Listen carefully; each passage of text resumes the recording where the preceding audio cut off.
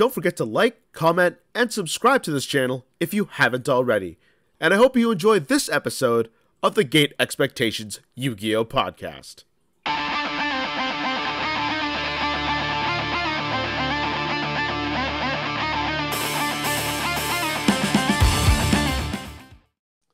Welcome, everybody, to the Gate Expectations Podcast, where I bring in a weekly guest, talk all things Yu-Gi-Oh!, and get to know a little more about each person I talk to. It's the only Yu-Gi-Oh! Podcast that is run by a full-fledged journalist such as myself.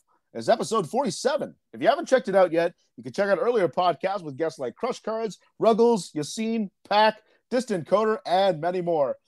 My guest for this week is a returning guest. He is the man behind one of the most popular formats of Yu-Gi-Oh! GOAT format. He's also a Shonen Jump Championship topper. It's Nick Palermo, a.k.a. Skully. Nick, man, so great to have you back in the podcast. Yeah, glad to be here again.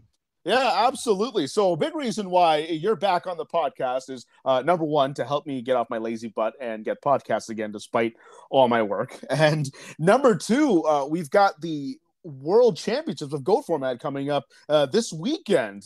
So first of all, what are your thoughts on being able to run, which I believe is the second annual World Championships? Yeah, it's the second one now. I'm super excited. We actually, not even on purpose, I wanted it in October. It's fallen on the same weekend, so I think it's going to be a annual thing now, the weekend before Halloween, to run the World Championships. And what's different from this year's championship compared to last year's? Quite a bit. Last year, we did not have like a full 12 months leading up to the World Championship, and it being the first one, we relied heavily on the legacy invites, which was where any player that topped a Shonen Jump or a World Championship or National Championship rather in 2005 got a automatic invite. We didn't eliminate that this year, but last year that was probably about half of the invites were from that. And this year was only one person that is joined from that. So this year was a lot more players qualifying through the Go Format Championship tournaments, the Patreon tournaments, the Format Library Championships. We had a few of the Italian players qualify through a real life event where they had like 180 players, and as well as the Dueling Book Ladder. So when I was doing some commentary with you, I noticed that it wasn't just North America that was participating. We had a lot of players from Europe that also participated as well. So we're starting to gather a bit of a kind of like a worldwide audience in this GOAT format championship, or rather the format in general with you guys. Yeah, no, we've got players from all different countries that have been playing this year. The most represented countries is definitely Italy, Canada, and the United States. And then I think we have some players from France and Germany as well. So have you been satisfied with the growth and development of GOAT format within the past year since you had the last World Championships leading up to this year's event? Oh, yeah, for sure. Just even with like the Patreon growth, which has let us do so much more stuff this year than we could last. Like last year, like our prize was pretty much, it was like $500 to first place, which was all from donations from players. So this year with the Patreon, we're able to do the World Championship belt, custom play mats for each player's, dice being sent out to each player's. First place is $1,000 instead of 500, and we have cash prizes for down to fourth place as well. We started out with the first GO Format Championship series was like 30 players. I think we got up to like 152 this year with the 3 versus 3 tournaments. So it's been really exciting. It really has, because I've been a part of you guys ever since you introduced me and had me a part of the GOAT format, and I've been able to see it grow, evolve. The player base has gotten much higher, and I've also spoken to a lot of the legacy players that have been so entrenched in GOAT format. So it's a great thing to see that you've been able to take a format which has been beloved for many years and be able to transform it into like a really great community, especially for a lot of players that don't play the game anymore, but still want to retain, the nostalgia of it with GOAT format. Yeah, and I don't want to mislead when I said like, oh, it's not the legacy players playing the Worlds this year. They are still playing. They just played all year long and earned invites this year instead of taking the legacy one. So I would say more than half the players that played at the legacy Mhm. that played with Legacy Invites last year ended up just becoming full-fledged members of the community and kept on playing. And it's amazing to see that these players, the legacy players, anyhow, at least anyway, haven't really skipped a beat at all. Because I remember when we did the Champion of Champions tournament, we had Chris Perovic who won it all, who unfortunately for him, who couldn't win a championship like officially, but finally was able to capture at least a title in some sense with the Champion of Championships. And that was no easy picnic either, when I was doing that with you guys. Yeah, no, and that was a cool tournament because that one was anyone can enter that had won any like a ARG, a YCS, a national championship. So we had players that weren't even just like known as GOAT format players. They were just champions of the past and what was expected of who or someone who's considered the top GOAT format player was able to take it. So that was pretty cool. Yep. And that belt that you have, I believe that's for first place, if I recall. That belt Yep. is absolutely phenomenal. How did you get that done up? I got it custom made from a website that does belts, and it was the images. I had the belt idea in my head of like, because I'm a big pro wrestling fan, and then I had the colors were just in my head from I think staring at this 2007 National Championship Mhm, playmat, the Dark Cyber Dragon one that's like purple. mhm. I've had that as my mouse pad the last few years, and like looking at that and the belt, and then yeah, it just came together. We took the World Championship image that was custom drawn by Shakina Rivera for us for last year, and it just fit on there perfectly. So yeah, I really like it myself too. Everybody's been asking me like for pictures with it ahead of time, and it's definitely a sought after title right now. I'm assuming it's already been made up and it's ready to go to Oh whoever yeah, wins. it's in my hands. Oh, beautiful, beautiful. I'm hoping one of my teammates from Connecticut will win it, so I can just hand it to him instead of shipping it across the country, or across the world rather. But we'll see.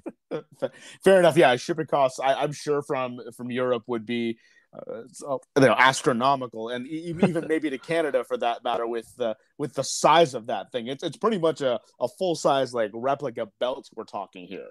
Oh yeah, the artist that drew it, she's the only one. I let her try it on just so we could see like how nice it was, and yeah, she wore it and fits, and it's really cool. I'm going to assume that you've definitely taken a picture of yourself like wearing that belt at one point in I haven't, but before it gets shipped off, I think time. I'll have to. So why don't you tell me more about the upcoming weekend and kind of walk me through, like the tournament structure, the tournament format, anybody notable that's there, just kind of give me the laydown of this Yeah, weekend. so the structure is actually a little bit different from last year's. Mhm, So we have 56 players that have registered to play. mhm, One of the differences this year was if you earned an invite. Well, we never did any pass downs for invites in the past either. But mhm, this year, if you earned an invite, you could actually earn multiple invites, and mhm, that would increase your seeding points for the tournament. So, mhm, like the number one seeded player, Lucas, he earned an invite 7 times. So he's the number one seed going into Worlds. So that mhm, actually gives him a bye in round one. mhm. And think we have about four other players that have a bye. So we actually have the pairings for Worlds up already. So Yeah. we have five, six, 7 players, or 8 rather, with a bye. So those players earned multiple invites throughout Mhm, the year and was able to get top seeding. And then the way that it works is it's a double elimination tournament, but for day one, if you get to top 8, then we stop the tournament there, and we'll on Sunday will be day two, and top 8 will be a whole new bracket. So if you took a loss in day one, that doesn't mhm. carry over to day two. It's a whole new double elimination 8-person tournament for the World Ah. Championship on day two. And will those brackets be randomized, or will it be based by seeding for day two? That's going to be seeding from day one. We'll determine seeding for day two. So the Okay. whatever the standings are for day one.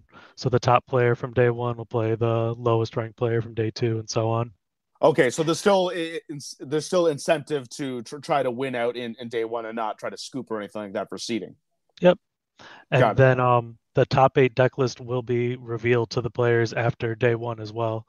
So kind of like how it used to be for Shonen Jump Championships, Yeah. where they would print out the deck list for everyone in top 8. So there will be open deck list for day two as well. Yeah, and that's been a change that has happened to Yu-Gi-Oh over the years now. They don't do that anymore. They don't take the top list. Well, I'd also imagine, taking the top 32 list and photocopying it to everybody, to all 32, participants would be a hassle in itself now. But yeah, this is a throwback to the old tournaments where if people don't know that if you topped a Shonen Jump championship, you'd actually be able to see your opponent's deck list. I mean, you have access to every single one of them, for that matter. Yeah, and the reason that matters a lot too is because of um, if you're on teams, being able to have a teammate collect other players' information compared to a player that's playing by themselves is kind of rough. So it evens the playing field a little bit. All games are played locked. So only the only ones that will be able to be seen by anyone, or they're going to be the ones that are going to be on stream. We'll have two streams, one in Italian from Goat Format Italia, and the one from GoatFormat.com. We will later up have every match that is played will be put onto our YouTube page, and every deck list will be on the website as well.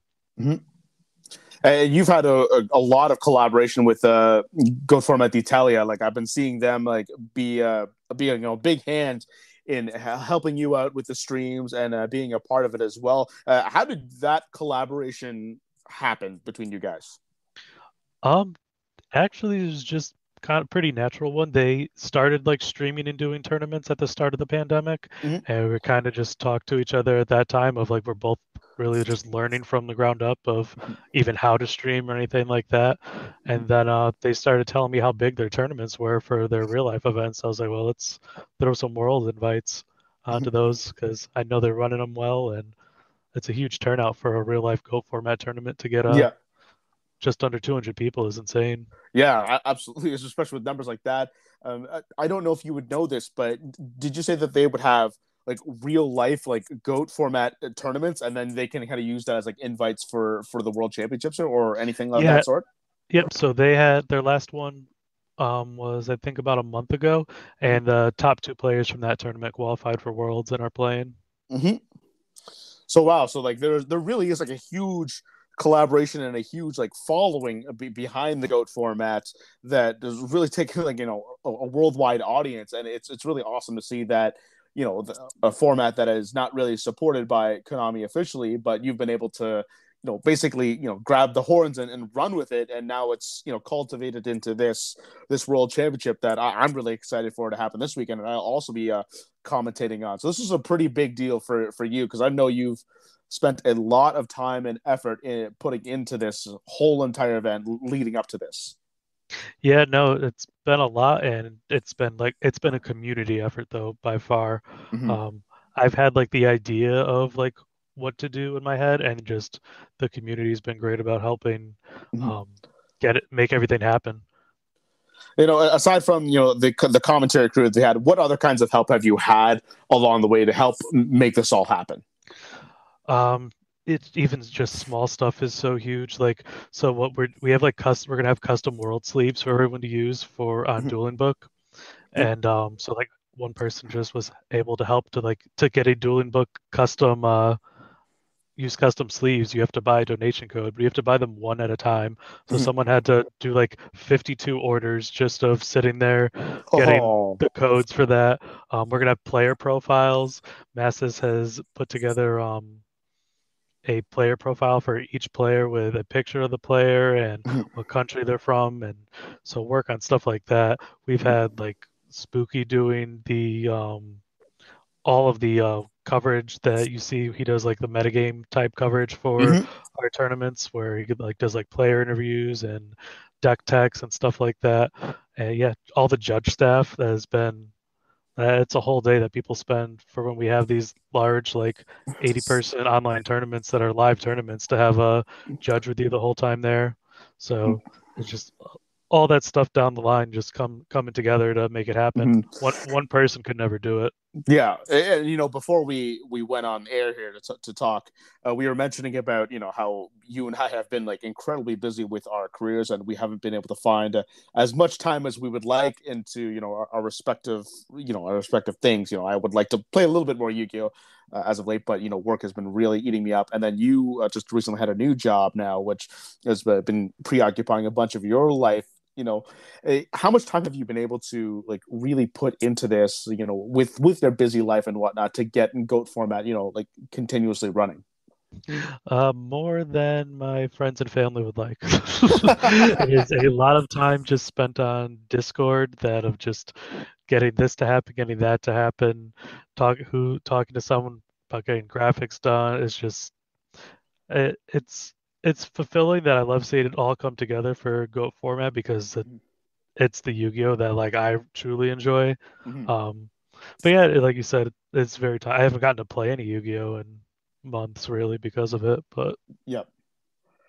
Yeah, and it's when after Perovic had won the Championship of Champions, I kind of took that deck list and talked with him for a bit and kind of played the deck around for a bit. So like I barely play on Dueling Book to begin with myself, but I've been playing a little bit more as of late, just playing with Perovic's deck on Dueling Network and on Dueling Book rather. I've been having a lot of success, and it's brought back a lot of that nostalgia for me, and I get the feeling that's kind of the same way for a lot of these players here because we have a lot of names from the old guard that are up here. Why don't you talk to me about some of the big names that are participating in this tournament? yeah, I could go down some of the list for them. So one thing we said, like the bracket is already up for this tournament because of the way that I explained the seeding works, where Mm-hmm. if you had the extra invites, and then we did every match is also a ranking, thanks to Format Libraries. Jazz created a bot to keep track of all the ranking from every match played on Format Library and on Mm-hmm. Goat format. Mm-hmm. So we have stuff like round one actually ended up being Dale Bolito versus Anthony Alvarado is going to be a round one Ooh, matchup. wow, big matchup! Absolutely, two champions going at it there. Not knowing goat format, I don't think either of them won in goat format, but that's still a pretty big matchup in its own right. Yeah, so there's names like that. The online player names that people might not know as much that are pretty big ones, like Lucas, the number one player going into it. We have Delinquent and Olivia too, the two brothers who have played like the most like innovative GOAT format decks I've ever Mm-hmm. seen. They Yep. they like qualified with zombies and monarchs and use stuff like Pet in the Dark Clown and Cold Wave, and so they really like threw the format for a loop a few tournaments this season. Mm-hmm. Um, Juan from Comic Odyssey is the one player that's using the Legacy invite. So he's making his big return. Um, got Taz, who's I forget how to say his full name. Tamid is he's a YCS champion. Mm-hmm. Yeah, Chris Perovic's going to be in the tournament. John Labounty, um, Chris Flores. So the returning world champion, Reclaire. So we've got like a lot of big names that are out here, several that have been on the podcast before, and it's shaping up to be a pretty solid tournament so far. But Uh, are we hoping to get like more players in here as well? oh yeah, so we've got it's a 56 players that are in this tournament. So Yeah. um, one of the big names people looking into possibly winning the tournament that's been on a real hot streak is Moxie's. Um, Mhm. and then yeah, so that tournament, the bracket is available if anyone wants to check it out on goformat.com. You'll find it on the front page. You could do predictions on the bracket, Mhm. and I think we're actually gonna have a prize too for whoever gets the best predictions on challenge for it. Is that prize publicly known? No, we didn't announce that yet, even that it's going to be a contest. But if you check out goformat.com, by the time this airs, you'll probably see it. Yeah, got it. Well, you know what? I haven't actually made a contribution yet, so there is actually something I would love to donate to you guys to help use as prizing for the events. Oh, Uh, awesome. yeah, so I actually have they're common, but I have a playset of Metamorphosis that I want to donate, and I also have a playset of Super Man-Eater bugs that I'd love to throw at you guys to donate Oh, to cool. whatever pricing you'd like to So do.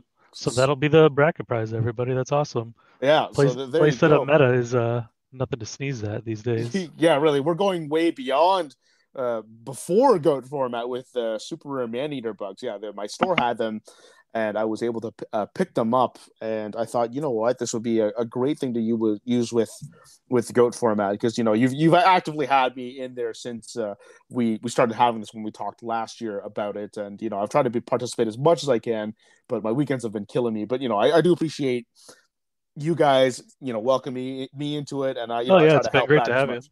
Yeah, absolutely. And I've been loving helping you guys out. And this is a part of me as well, because I was a newbie when Goat format was around, so I didn't know how to play the game very well. It took me about 2 years for me to actually become competent, not good, but just competent. And that was the time when Chaos Recruiter was the format, and I think you were around during that time, if I recall. Yep. So that's like 2006-ish. Yeah, or yeah, roughly around that. And that was actually like the first time, once I actually stepped into like the competitive scene. That's when I was starting playing in those Chaos Recruiter. My first event was actually a Shonen Jump Championship before I actually played regionals. Funny enough, and I Oh went really? yeah, so I went 5-3, which was. Sorry, 6-3, I think it was, and that was actually not bad for like a first time event. But of course, I would have wanted the top 8. But I What started off Shonen Jump was that? Hamilton, because Okay.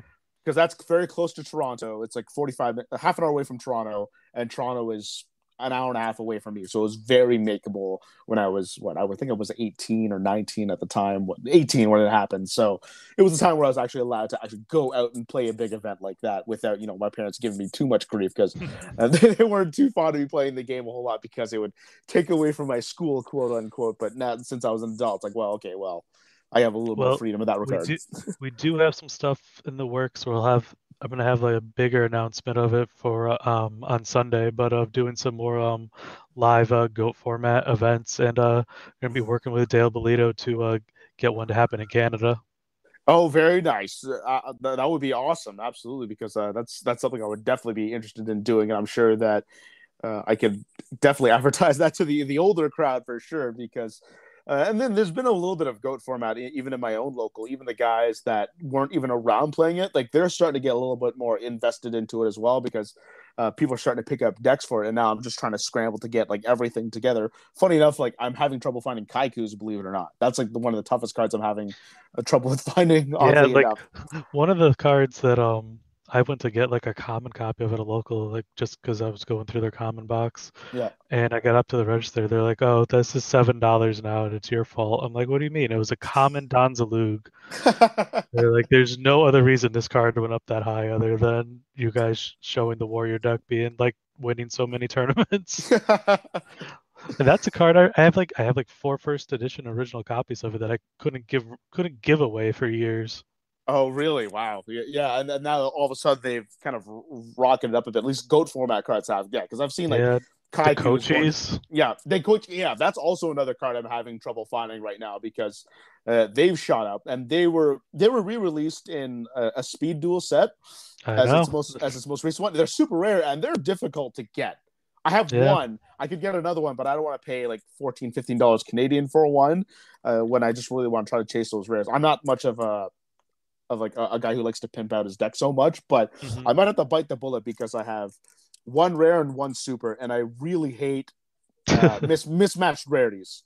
I Well, I have 2 super rare Magician of Fates instead of 3, so I know how you feel. And I'm like, well, there's no way I'm ever getting a third at the price of those now. yeah, it's amazing how we've seen the market for like champion pack and tournament pack cards of like hollow goat format staples just absolutely rocket. Like Metamorphosis right now, super rare, is probably one of the hardest cards to come by for especially for goat format players. Yeah, I think we hit that market where like our average age range is like between like 25 and like 40. So I think it's like with like retro video games and stuff go skyrocketed in prices. Yeah, That's why people have too good of jobs to in this range to not buy their favorite cards hollow, and I made them go insane. yeah, really. I mean, we've had like reprints of it, of like same rarities of whatnot in later, much later sets, and more like recent times. But of course, a lot of the legacy players would love to get their hands on like the old pimped out versions of it. It's like we have ultra rare and super rare Magicians of Face, but they're not anywhere near as lucrative as like the champion pack ones that we see that like going for like hundreds of dollars. Yeah, and then like Metamorphosis is just that. it's dying for a reprint. That and Dimension Fusion. Yep. It's amazing to see like Metamorphosis be one of those cards that has been like rarely reprinted. I think it's only been reprinted. I think One it's time. once or twice. Yeah, so that would be the champion pack or the tournament pack, if I recall. I was trying to think if it was Oh in like yeah, I Dark guess you're right. Reverses. If you count the champion pack, yeah. So there's like the Dark Beginning, the Yep. regular, and then the champion pack, and the Yeah. Dimension Fusion only has the Ultra from Invasion and the Super Rare from one of those reprint sets, and that's it. Yeah, Dark Revelation or Dark Beginnings. Yeah, one of those two. The very first like reprint sets that we had that really kind of spiraled out of control from there for Yu-Gi-Oh ever since, because Upper Deck really didn't do a whole lot of like reprint sets, and now that Konami's kind of taken Oh, over, and the ones that they did back then, the sets were so huge, like you weren't guaranteed to get anything from them. exactly, they were like 150, 200 card lists, so I think getting there's exactly what yeah, you wanted. 200 cards in a set is like unheard of nowadays. Yeah, it's so I was like We were brutal used back to it then. because we were getting those Japanese sets combined into one set right from Yep. the beginning. Yeah, so seeing all that kind of go down a bit, like and be downsized, it's like, oh, it kind of feels a little bit easier, even though like some cards can still be quite lucrative, even though Yeah, but I remember it's when a it little went bit down different. to when it went down to 60, being like, wait, that's it? Really? I could actually get all of these if I tried. And not so much now, because like, and I didn't buy boxes back when Dark Beginnings and Dark Revelations came out, so it actually was very difficult for me to obtain those cards. I mean, my shop actually has like those cards, but barely any hauls from that set. It's majority of the time it's the common versions of it, and even then, like of course, like all the metamorphoses are gone. Like there's no common metamorphosis anywhere, but there's a lot of like dust shoots like hanging around. So I get a fair amount of cards that when people try to trade them into the store, like I try to take all the goat format cards I can because I know that they're going to be high in demand like, somewhere Yeah. down the road. I don't mean to make it sound like Go format's super expensive or anything either, Yeah, because it certainly isn't. it There's isn't. just some stuff that's higher than others. For a very long time, you get a whole deck for $50. It's Yeah, probably closer to 100 now. yeah, because now like the cards that'll almost always be expensive are we're looking at like Dimension Fusion, Metamorphosis, Delinquent Duo, also another card, Yeah, even though it's been that's reprinted. So yeah, so there's always like some cards that'll have like a fair price tag to them, regardless of how many reprints it has had. So, that's like every other deck. They're gonna have that expensive card that's gonna yeah. be a little bit harder to It's get. just the world of Yu-Gi-Oh buyouts and everything too, right? Yeah, I mean that also doesn't help with the price either. But it's nice to see that there are some reprints that are happening with like older cards that if I wanted to quickly like get a deck together and I still play Yu-Gi-Oh, like I can do that because they've re-released Spy in like other rarities that are just Yeah. not like beyond rare and whatnot. So it's helped a little bit for sure. What's cool too, depending on your tournament organizer, is a lot of Goat format tournaments allow OCG cards to be used. Yeah. And you could get those for way cheaper for many of the things. Like you get a delinquent duo for $5, $10, and Mhm. even less for metamorphosis if you get a like a Japanese or Korean version of them. Yep, and it also like provides a kind of a different way of being able to pimp out your deck. Like for example, Oh yeah, I have like three speed duel versions of Blade Knight. They're ultra rare, not secret rare, but it's still like a hollow form of it that's a little like yeah. obscure enough that you won't see in practically every single like Well, warrior toolbox deck. Blade Knight's a cool one too. It comes ultimate rare in Japanese. Yeah, which is also really cool. And if I ever decided to play goat format and used a Don's Lug, I actually have I have four Don's Lugs that are OCG. Like I think two Ultra, one Super, and I also Uh-huh. have one parallel rare Don's Yeah, Lug. that one's awesome. Yeah, although I've never played it before, I don't plan on doing it. But this could be an occasion where I actually might have to like put it in a sleeve and actually play it. But I don't know. It's a big collector's item to me because that's like the other card aside from Gate Guardian that I cherish so highly. Uh-huh. Although funny enough, like most of my goat format decks nowadays like doesn't have Don's Luke, even though I love him to death, and he's the reason why I started becoming competent in a sense. So I feel like I'm betraying him at this point. Well, he made his comeback this year strong. Um, if you want to talk about the decks going into Worlds a That little was bit. yeah, that was one thing I did want to talk to you about because last time we talked, we talked about how GOAT format has taken a bit of a different evolution in today's format, because we have all the hindsight in the world now with playing this. But even though we have such a format that won't change, we're still seeing like a whole lot of different innovation and like tech cards that we didn't see in big events, but they seem to be working out now, as you mentioned before. Like Cold Wave, for example, was a card that we didn't see until like Gladiator Beast format came out, but Zing now Zang it's Zoo. Xing Zhang Hu, also another card that would lock down like 2 spell trap cards and you couldn't activate it. So it's really cool text that we're starting to see now. So yeah, why don't you talk to me more about kind of like these decks that we could possibly see here at the World Championships? Yeah, so the way this season went was we took a break after Worlds last year from which until about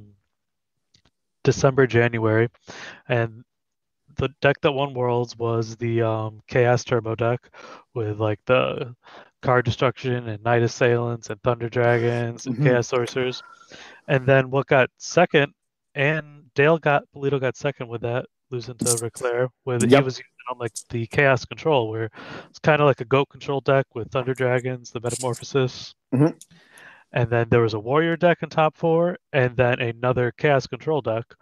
But afterwards, it had like the Chaos Control deck just completely fell off, and it just became a like super Warrior heavy meta, to the point where people were like putting Nobleman of Crossout into their side deck. It was such a heavy Warrior meta.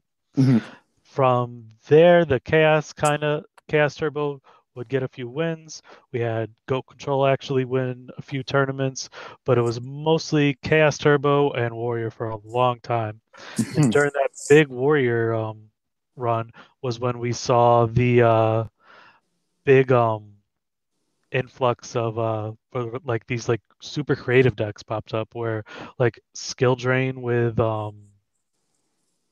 zombies was able to win a tournament, Mm-hmm. and a burn deck won, a zombie skill drain burn deck won after that. The Mm-hmm. Monarchs were able to come in, and it had become such a like closed meta of everyone playing Warrior for the most part, with Mm-hmm. Chaos behind it, which was pretty Mm-hmm. close to it. But Warrior was taking a lot of the wins that players were able to like zero in and just steal a tournament by like making an anti-Warrior deck almost. Mm-hmm. And then from there, it moved back towards like the Chaos Turbo, and then Chaos Control suddenly made a comeback where people realized, well, this deck's good against like the Rogue decks more, because the versatility of Metamorphosis, and bringing Scapegoat back into the game was able to slow down the Warrior deck enough that Chaos Control started winning. And now we've seen, as we're getting right back into Worlds, where Chaos Turbo is right back to where it was last year around Worlds. So like we came like full circle kind of. So Mm-hmm. I'm expecting to see all three of those decks um, have the biggest showings go for Worlds this weekend. Yeah, because it feels like almost like a triangle or like a rectangle Mm-hmm. format where we see like one deck beat another and then another deck can beat another, and it's just like a chess match of picking decks that would beat the other ones. And I've seen the meta which transform is and shift like which is crazy. super interesting for Worlds of how players are going to build their decks, because they know who their opponents are going to be Mm-hmm. because of the way that we have it set up. So if you know that your opponent, well, he's played, like, take Ghost Rider for example, Duck and Skinny are playing round one, but they know round two it's Ghost Rider that they're playing no matter what because he has a bye, and Ghost Rider's been on Chaos Turbo the entire season. Mm-hmm. So do you edit your main deck a little bit with like, do you put main deck Mind Control because you know he's going to be on Chaos Turbo? Mm-hmm. And how far down the line do you look? Um, will If you know your opponent's playing library FTK, do you build for that? Do you not put anything in your side because in your immediate bracket there's no library FTK? So Mm-hmm. that's going to be a new change that wasn't last year, where it's going to mix up the metagame a bit as players plan for who they're going to be playing against. Mm-hmm. And then that's where it kind of gets like really crazy all of a sudden, because you have to you got to prepare for every single deck that's out there at this point, and that's kind of asking for a tall task, because there's not enough cards maybe in your deck or main side deck to be able to combat all these strategies, especially since especially your opponents as well. So especially for those who don't know like who plays what, could also have a disadvantage. So it feels like research will play a big role into this game. Yeah, I think so. I think the players that did the most research this season, it's going to pay off for them. Mhm.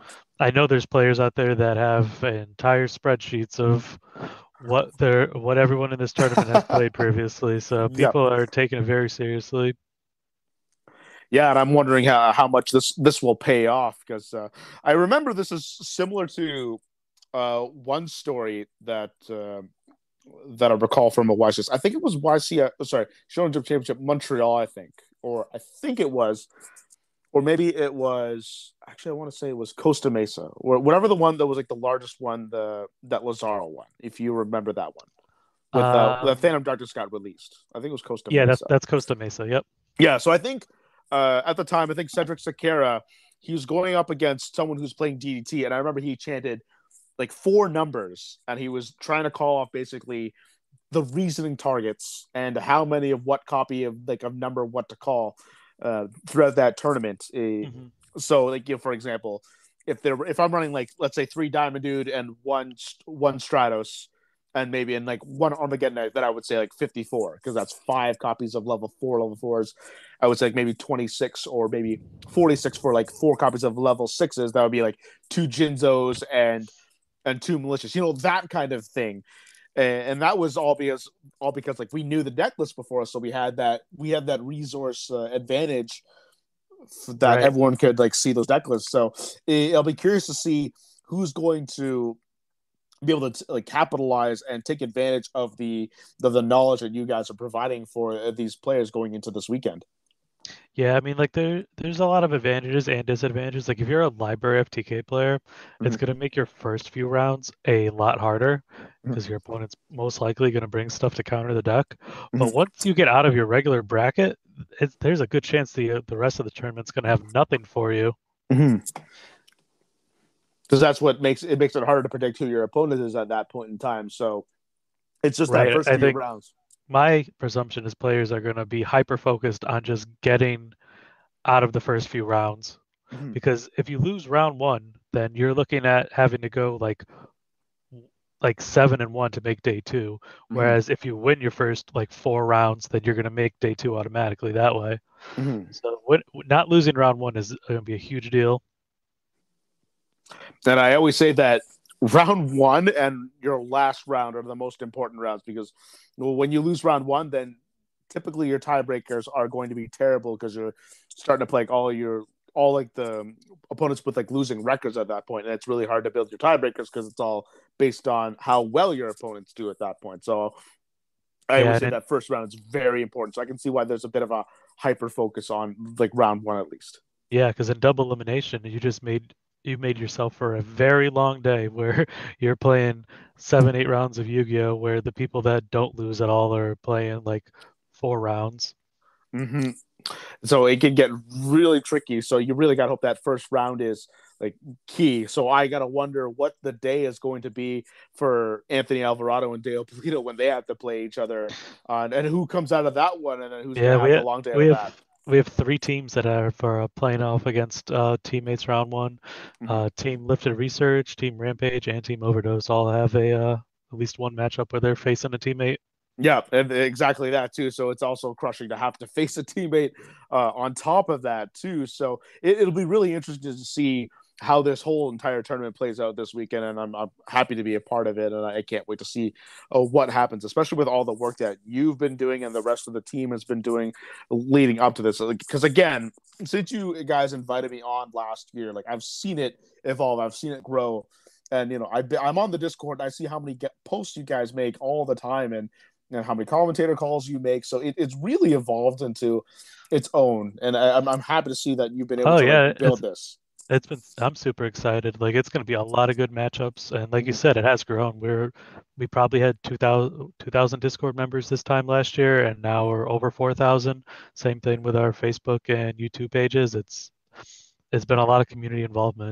It's been really great. Yeah, and hopefully it's only going to keep growing from here. I mean, you know, the amount of work you've put into this, you know, it's glad to see that it's culminated into this weekend, and then hopefully it'll go for as long as you can mentally handle all this because I'm sure it can get toxic at some points in time.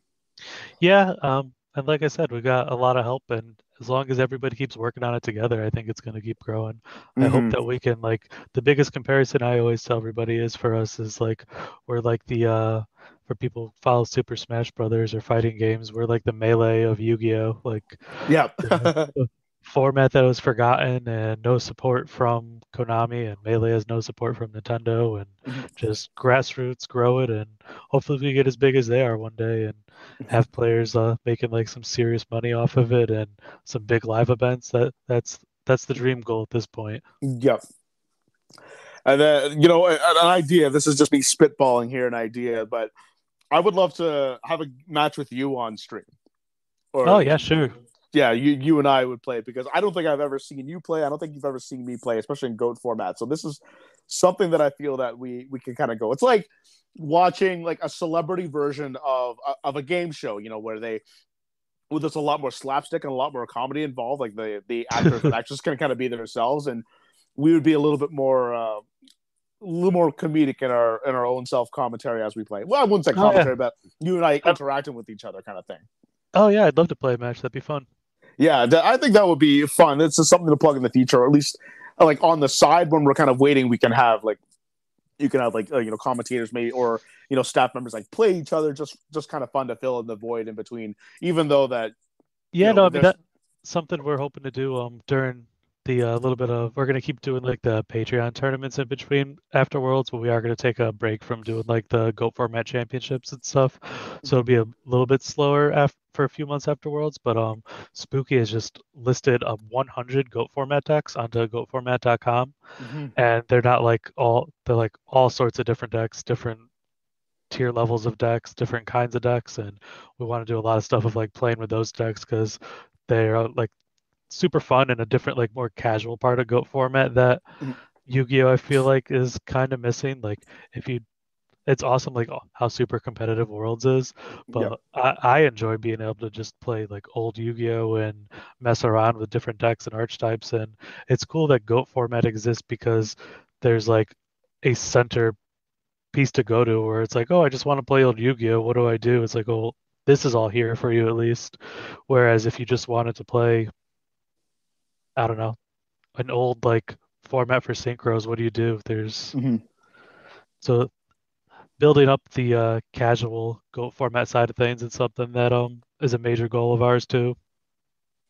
It really is, and I'm actually looking at the list right now because there's a list of decks on your website that specifically say like the four types of decks that are out there. Lockdown, control, aggro, combo, and like there's that huge list. And I would have never thought of all of these to be a part of GOAT format. Like if you had asked me how many decks are there in GOAT format, I probably would have said maybe around like 10, maybe 15 or something like that. And you've got, as you said, like I think 100 around that. So this could make for a very interesting series where if you like pick a deck that you have to play against each other and you there's a lot of variety involved in it, and it's amazing how much you have to play with considering this format will never change.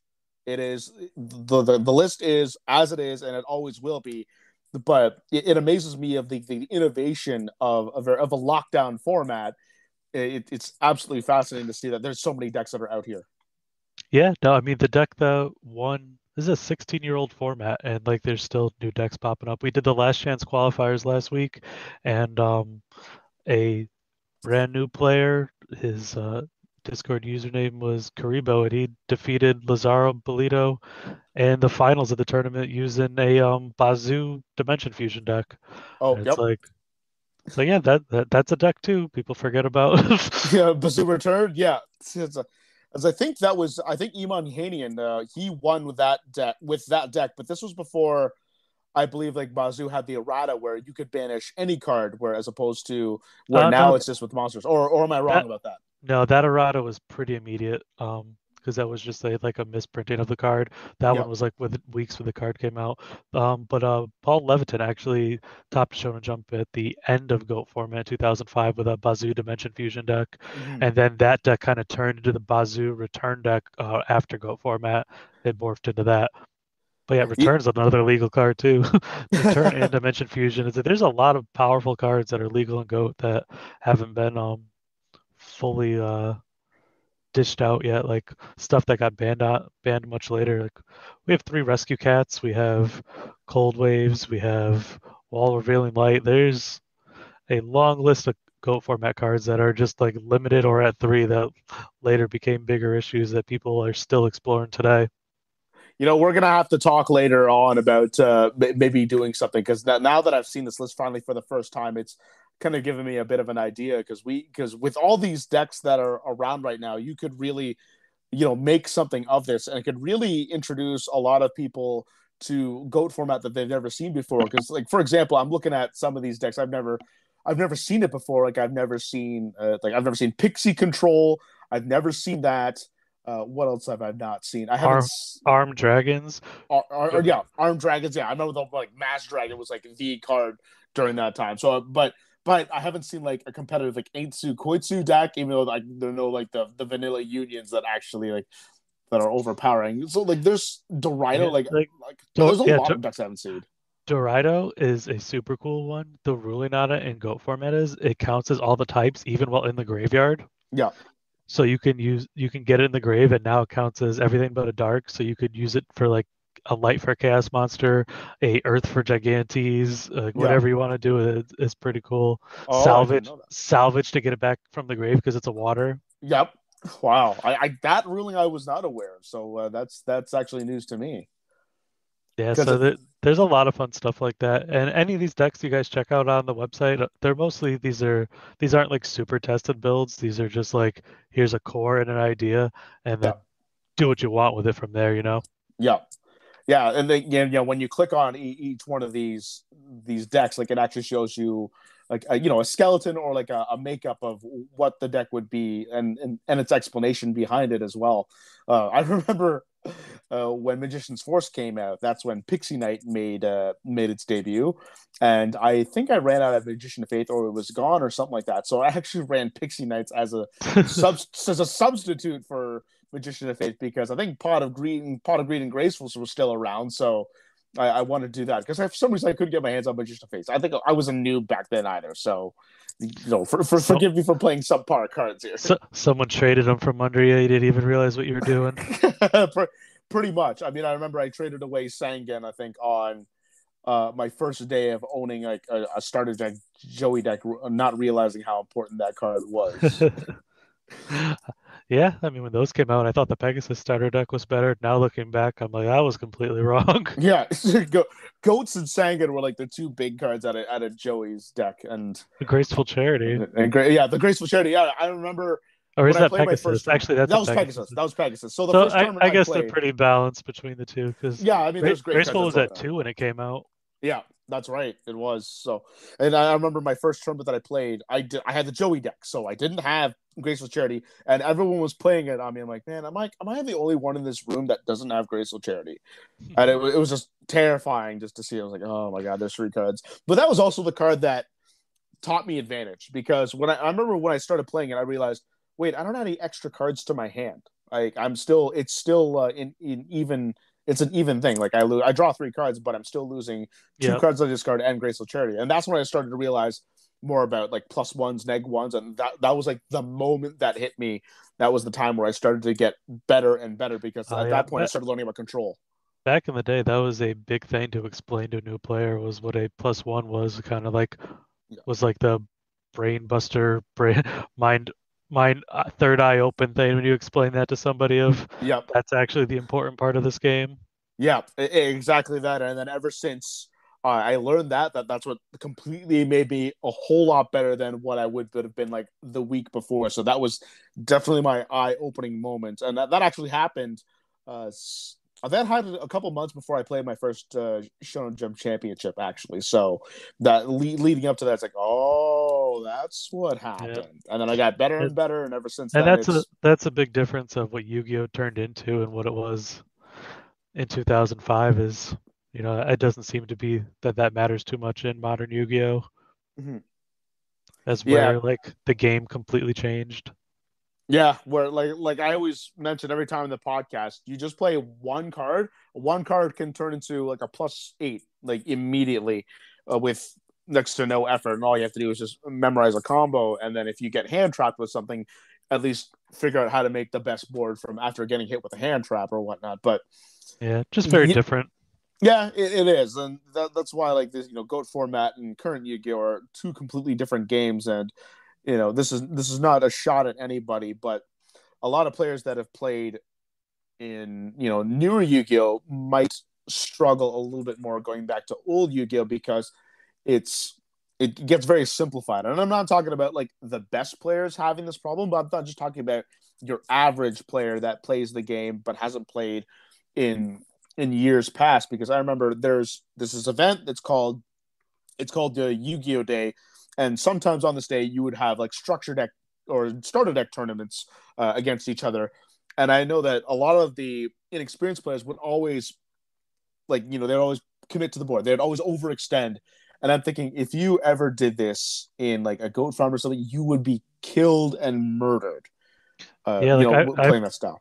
I've gone to a few Go format locals, not so much this year, but the year before even, and I would have play against players and they would just be like, sorry, I'm just not sure what to do. I don't usually play like I play Yu-Gi-Oh, but it's not like this. Yeah, exactly that. And I have a local friend that has built what we call like two remedial decks. Well, that's what we call it. It's reverted back to like it's like kind of like a modified, like it's almost like demo decks in a sense, but a slightly more vamp that has like a little bit of everything. So you can make like some like light combo plays, but it's really just learning about how to control the game, because we all know that like the old Yu-Gi-Oh is a huge chess match where each player can get like 10-15 turns easily, and it goes back and forth like crazy with each other with these decks. So and I try to teach that with a lot of the newer players on when to hold back. I always tell people, just because you can summon doesn't mean you should summon, because torrential tribute was a big thing back then, and at one point it was also at 3. So I always try to teach like the newer players to know when to go for it and know when to pull back, and that Yeah. even applies to And current Yu-Gi-Oh too. right, like it's not just Go format where it's I would say all the way up till like 2015 until like around the time when Pendulums came out, it was still that like you had the hat decks, and Mm-hmm. even and as different as they were, that it is still kind of what even the Dragon Ruler matchups were, as crazy as Yu-Gi-Oh got during that time too, but Mm-hmm. it still had the like core part of it there. Yeah, where you couldn't really overextend too much unless you had some kind of backup, and if you didn't, then you get punished, which is often could be the case. Then you're in a host of trouble, and that's what. Dragon Rulers was a very long, tiring mirror match to play. uh, As it like was. as many big special summon monsters that you put on the board, it was not a just put on the board and end your turn with a crazy field or just attack or anything. It was a back and forth grind. It really was, because Redox was like the big wall, and that was the card that also you could like repel like Crimson Blader with, because that was a trump card if you could pull it off Mm-hmm. on destroying a monster in battle. So you really had to be smart with it. And the only time you could maybe go reckless is if you had like super rejuvenation in your hand and like discarded a plethora of cards and replenish it. That would be the only time I would say you could be aggressive. But Yeah, and even yeah, then, your opponent was going to do the same thing back to you. So exactly that. And when the nationals that happened, like Patrick Hoban was the only one. I think maybe with one other two other people, they played with Vanity's Emptiness. So just think of playing Dragon Rulers without Vanity's Emptiness, and Mhm. you only have like what Veilers and Maxis to really help you in your hand, and that's pretty much your only hand control. And you didn't play any of the Swift, traps as well. Swift Scarecrow and a Gores maybe. Yeah, maybe Not those, e- but not e- not even Gores, but yeah, Swift Scarecrow. yeah. So so that was a real like daunting matchup, and I did not playing the Dragon Ruler matchup, at least with the babies. I topped nationals that year, and when they announced like the players' names for topped, I was like, I didn't even feel joy from it. I was like, this was so exhausting. I feel like I just did homework or something for 10 hours straight. Yeah. So yeah, that was one of the things that made me start lowering how much I was playing was Yep. Fair enough. And what that turned into. that was a big drop off event for many people, just because they kind of saw how the game was going, because the format before that, it was Fire Fists, mono mermails, and I thought that format was fairly balanced. Like anyone could OTK at most points in time, but most games would typically take several turns on it. So it was a great grind game. I thought Mermills was a great deck back then, and like pitting off against Fire Fist was like a great chess matchup between the two. And then all of a sudden you bring out Dragon Rulers, and that completely throws away every other thing. To They did a good job with the ban list after it, though. The format after Dragon Rulers felt was pretty balanced with like the hat and the Infernities, I guess, was the kind of the glimpse of what Yugioh would turn into. But yeah, and Lightsworn also had resurfaced itself too during that time as well. So yeah, I remember that Nationals. It was in Detroit, and that's where like hat format like really gained a lot of steam, and I think it won the event too. I think it was Corey McDuffie, the late Corey McDuffie who won that event. yeah, that was a that's a great mirror match, the hat match, and then Yeah, going back to play that, I know Format Libraries played it a lot, yeah, and it's kind of like a hindsight of like Infernities just ruined the format when you go back to play it. yep, yeah, exactly that. So I didn't play Infernities. I think I played it like for jokes at a couple locals, but that deck I'm like, I don't want to. I felt I so mean, guilty playing it. I feel like that's what all of Yu-Gi-Oh turned into was that Infernity deck. Yeah, just spam, spam, spam. Except I'll also have a hand on top of that. Yeah, that you just had traps to counter, and now you have hand traps to counter after you do that instead, right? Yeah, I hear you. Although I will say I didn't mention this to you before, and I think this will make you a little bit happy. So when they banned Dragon Rulers, like to the babies, and it was Yep. just triple rulers, I actually innovated my own version of Dragon Rulers that I actually topped my one and only regional that I played in the United States. It was in Rochester, and my tech card that I played was Scapegoat Oh, cool. because Scapegoat was one of those cards that let me make that could have like safe opening plays without having any monsters. So I could set a Scapegoat, and I wouldn't have to worry about being hit with Heavy Storm because that still existed during the time. Yeah, I know Scapegoat got pretty popular again when Lynx first came out, right? Yeah, because you could link off with tokens, which I thought was like that's a bad idea because you're just making the game that much faster, and it increased They have to like Scapegoat's ban. Didn't they versatility. have to like ban every card that made tokens after that? Close to like they Yeah. definitely banned a couple cards, and then they put Scapegoat to one, Phantom realizing okay, we Skyblaster can't and do. stuff Yep, even got hit. yep. And then I think that Galaxy Tomahawk, which was like the rank 70 seed that made a bunch of tokens, but you couldn't do anything with them. But Like, Tsukiyomi's one and only big comeback was during Dragon Ruler format too. The Dragon deck sided in against spellbooks to yep, put the spellcaster, the Kaikus, and the Jougans face down. yeah. And I remember running two in my side deck that too. Yep. I had to scatter my locals to grab two before I went to that event because I know that if I try to get it at the event, it's going to be I completely had inflated. such a 2005 side deck. I had Tsukiyomi's. Mm-hmm. I had Horus level 6 and level 8. Mm-hmm. I had Fusilier Dragons, Yep. and I had Deck Devastation Virus and Eradicators. Yeah, I remember I played Eradicator viruses myself too, so that was No, I didn't that have was Deck cool. Dev. Deck Dev is what the better players ran. I ran the Eradicators. Yeah, I played But Eradicator to get rid of the spellbook matchup. then at Worlds, we saw them using Deck Dev. I was like, oh wow, that was No, so much better. I never thought of it. I also used Droll Lock as well because that would also like kill off the spellbook of Judgment as well. That was a great card against them. Never a card that I loved. Yeah, I wasn't a fan of it, but I knew it was a great card against spellbooks, and it has a lot more impact nowadays than it did before. Which is Back then, to read a card that didn't do anything when you first activated it was yeah, like unheard of. yeah, really. Yeah, then now it's become like a vital card now that kind of goes in and out of the formats right now, depending on. But in like current Yu-Gi-Oh formats, it's actually been quite prevalent because there's a deck right now that does nothing but add cards to your hand, and then like build a board and then build board presence. So so I've been seeing it, and it's a deck that I've been running. It's called Dratrons, and it adds. So every time I see a Droll Log, it's like, oh, why? I hate it. Stop it. Stop it. So that's my feeling with it. But it's just kind of funny how we see like old cards have very little value before, and then also see them all of a sudden just have like really huge value in like newer formats. It's just kind of funny how that can work sometimes. Yeah, for sure.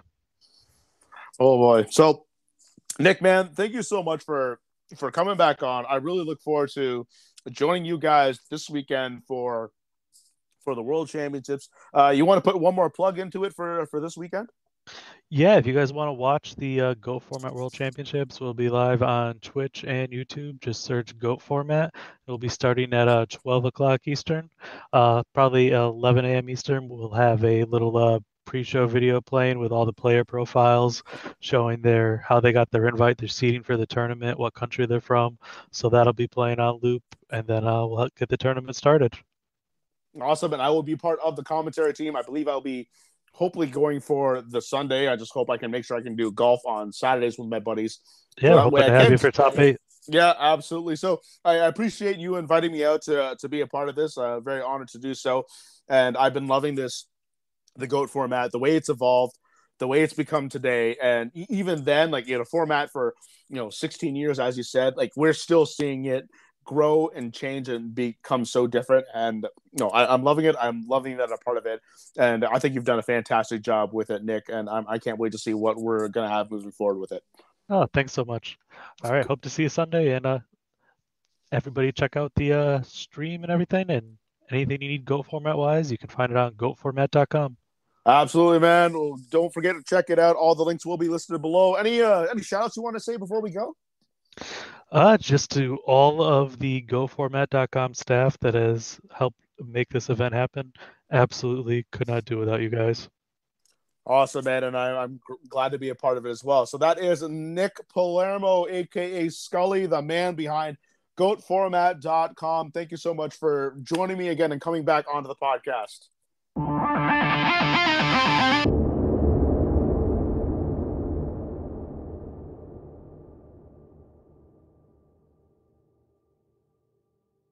Yeah, good. Hey, talking about the feature match stuff.